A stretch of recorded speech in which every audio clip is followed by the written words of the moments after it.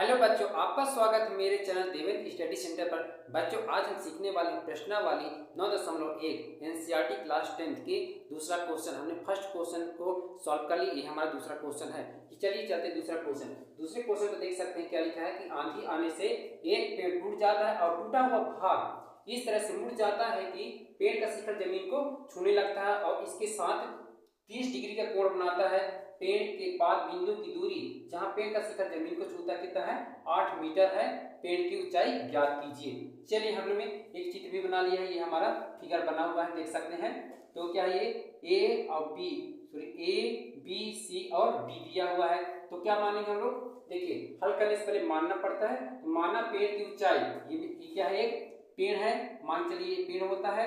पेड़ जब आंधी आता है कहाँ टूटता है, ये बीच वाले भाग से टूट जाता है और टूटने के बाद कहाँ जमीन को छूने लगता है। जब जमीन को छूता है तो इसकी दूरी मतलब जो पेड़ की पात की दूरी है कितना है हमारा 8 मीटर दिया हुआ है। इस तरह से ये छूने लगता है। तो चलिए हम लोग क्या लिखे हैं कि माना पेड़ की ऊंचाई क्या है, ये हमारा ए बी सी और ये डी माने हैं। तो बी और डी क्या है हमारा, ये पूरी हमारी पेड़ की ऊंचाई है। तो माना कि पेड़ की ऊंचाई क्या हमें दिया हुआ है, बी और डी दिया है। और पेड़ की पाद बिंदु से पेड़ की बिंदु ए से टूट कर, यानी कि बिंदु ए से टूट कर बिंदु सी को छूने लगता है और छूता है, ये झुकी हुई यानी कि टच करने लगता है। इसके बाद क्या बोला है कि हमें पेड़ की ऊंचाई ज्ञात करना है। चलिए, और थीटा बराबर कितना दिया हमें 30 डिग्री है और बीसी बराबर 8 मीटर। तो समकोण त्रिभुज क्या है, एक समकोण त्रिभुज 90 डिग्री होता है, इसलिए क्या है एक समकोण त्रिभुज है। इसमें हमें पेड़ की ऊंचाई दिख रहा है क्या है, ये भी एक पेड़ का भाग है, ये भी एक पेड़ का भाग है, टूटा हुआ भाग ही दोनों है। तो सबसे पहले हम लेंगे भुजा AB के लिए। किसके लिए, भुजा AB के लिए। चलिए ले लेते हैं, लिख सकते हैं समकोण त्रिभुज ABC में भुजा AB। किसके लिए, भुजा AB के लिए। चलिए सबसे पहले देखते हैं क्या है, ये होता है हमारा लंब, ये होता है हमारा आधार। लंब बटे आधार क्या होता है, लंब बटे आधार। इसका फॉर्मूला है निकालने के लिए क्या होता है, LAL लाल बटे कक्का, ठीक है। ये होता है sine theta cos theta tan theta cosec theta sec theta और ये होता है हमारा कॉट थीटा। देखिए हमें क्या बोला है, लंब बटे आधार। तो लंब बटे आधार क्या होता है हमारा tan, क्या होता है लंब बटे आधार क्या होता है tan। तो लिखेंगे AB बटा BC, यहाँ लिख सकते हैं AB बटा BC बराबर क्या होता है हमारा tan थीटा। अब AB का मान तो दिया नहीं हमें, तो लिखेंगे हम लोग AB बटे BC का मान कितना दिया है 8, तो लिखेंगे 8 बराबर tan थीटा। tan थीटा का मान कितना लिखा है इसमें, tan 30 डिग्री का मान कितना है हमारा 30 डिग्री दिया है। तो लिखेंगे हम लोग AB बराबर tan AB और बटे 8 रहेगा tan 30 का मान, tan 30 का मान कितना है 1 बटे रूट 3 दिया हुआ है। तो लिखेंगे हम लोग 1 बटा रूट 3। इसको क्रॉस मल्टीप्लाई करेंगे, यानी कि ये क्रॉस मल्टीप्लाई ये हो जाएगा, इसका इससे करेंगे। तो रूट 3 का कितना हो जाएगा हमारा रूट 3 AB बराबर हो जाएगा 8, ये हो गया। तो AB बराबर कितना हो जाएगा, AB बराबर हो जाएगा 8 और ये क्या है गुणा हो, इधर जाकर बनेगा भाग, यानी कि रूट 3 आ गया, ठीक है। इस तरह सॉल्व कर सकते हैं। अब इसीलिए भुजा किसके लिए थे AB, अब लेंगे भुजा हम लोग A और C के लिए। हम लिख सकते हैं भुजा A इसी प्रकार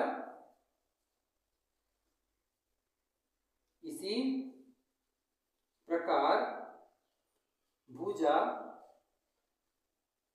AC के लिए, A और C के लिए हमने दो चीजें, या भुजा AB के लिए निकाले थे या भुजा AC के लिए निकाल रहे हैं। भुजा AC क्या दिया हुआ है देख लीजिए, AC बटे BC या फिर BC बटे AC लिख सकते हैं। हम जो लिख देते हैं, लिखेंगे हम लोग लिखेंगे हम लोग BC बटे AC। हमने ये लिए पहले BC लिए फिर AC लिए हैं, बराबर क्या होता है देखिए क्या हमारा आता है BC आधार बटे कर्ण। आधार बटे कर्ण देखिए कहाँ लिखा है, तो आधार बटे कर्ण, ये आधार बटे कर्ण, ये है AC आधार बटे कर्ण। आधार बटे कर्ण यानी ऊपर से नीचे ले रहे हैं, तो आधार साइन थीटा कॉस थीटा क्या है हमारा कॉस थीटा। लिखेंगे हम लोग कॉस 30 डिग्री लिख देंगे हम लोग, ठीक है। चलिए BC का मान रख लेते हैं। BC का मान क्या दिया है 8, लिखेंगे हम लोग 8 बटे AC कुछ नहीं लिखेंगे AC, ठीक है, बराबर लिखेंगे cos 30 का मान कितना होता है देखिए, cos 30 का मान लिखे हैं √3/2, तो लिख सकते हैं हम लोग √3/2 लिख सकते हैं। चलिए क्रॉस मल्टीप्लाई कर दीजिए, तो इसका आ जाएगा आपका √3 AC बराबर 8 दूनी 16, यानी कि AC बराबर कितना आ गया 16/√3, ये आ गया हमारा। हम निकालेंगे पेड़ की ऊंचाई, इसको मिटा देते हैं, हम निकालेंगे पेड़ की ऊंचाई, लिख सकते हैं हम लोग यहाँ पर पेड़ की ऊंचाई। पेड़ की ऊंचाई हमें क्या दिया, अच्छे से देख सकते हैं, पेड़ की ऊंचाई क्या था हमारा AB और BC था, तो लिख सकते हैं हम लोग AB प्लस BC, ये दिया है। अब AB का मान क्या दिया देख लीजिए, AB का मान दिया है 8√3, या लिख सकते हैं 8√3 प्लस का BC का मान क्या दिया है, सॉरी AB का मान दिया है और AC का मान दिया हुआ है, सॉरी A और C है, ये लिख सकते हैं हम लोग BC के थे, लिखेंगे A और C। AC का मान क्या दिया देख लीजिएगा, AC का मान दिया है 16√3, लिखेंगे 16√3, ये हो गया हमारा। अब यह क्या करना है, √3 के एलसीएम कितना हो जाएगा हमारा √3 आ जाएगा, √3 के एलसीएम क्या होता है हमारा √3 आ जाएगा। अब पूरा कर दीजिए, देखिए सेम अगर रूट रहता है तो क्या √3 या ऊपर वाला उतर जाएगा, 8 और 16 बराबर कितना हो जाएगा हमारा 8 16 8 24/√3 ही रहेगा, ठीक है। सेम जब रहता है तो सेम कैल्शियम सेम आ जाता है और ऊपर वाला उतर जाता है। इसके बाद आगे क्या करना है, देखिए क्या √3 आ गए, तो हर का परमेय करेंगे, क्या करेंगे हर